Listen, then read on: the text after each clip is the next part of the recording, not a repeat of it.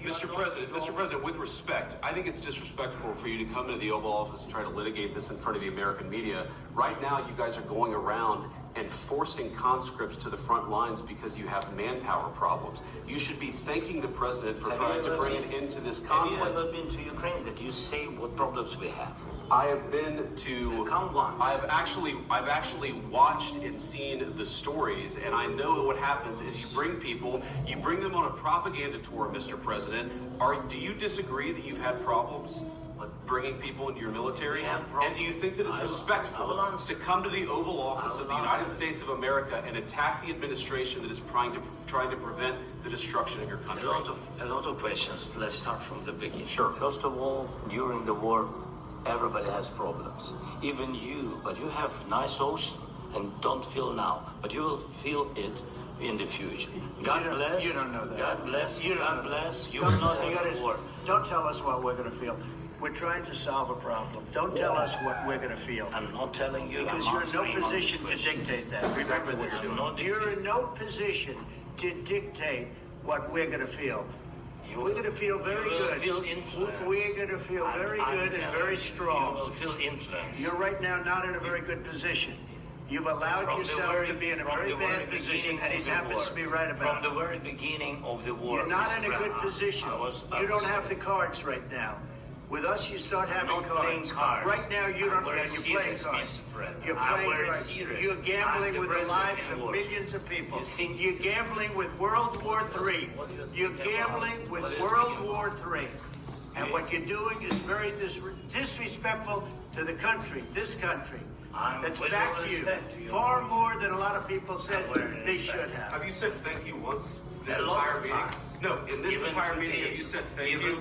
You went to Pennsylvania and campaigned for the opposition in October. Offer some words of appreciation for the United States of America and the president who's trying to save your country. Please, you think that if you will speak very loudly about the war, He's not speaking loudly. He's not speaking loudly. Your country is in big trouble. Can I Wait a minute. No. You've done a lot of talking. Your country is in big trouble. I know. You're not winning. You're not winning this.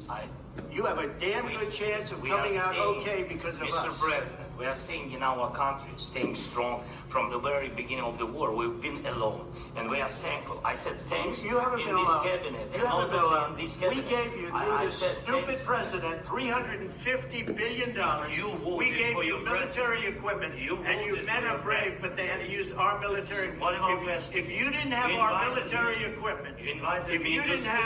military equipment, this war would have been over in 2 weeks. In 3 days. I heard it from Putin. In 3 days. This is something maybe less. In 2 weeks. Of course, yes. It's going to be a very hard thing to do business like this. I'm going to tell you, just say thank you. I said a lot of times to American people. Accept that there are disagreements, and let's go litigate those disagreements rather than trying to fight it out in the American media when you're wrong.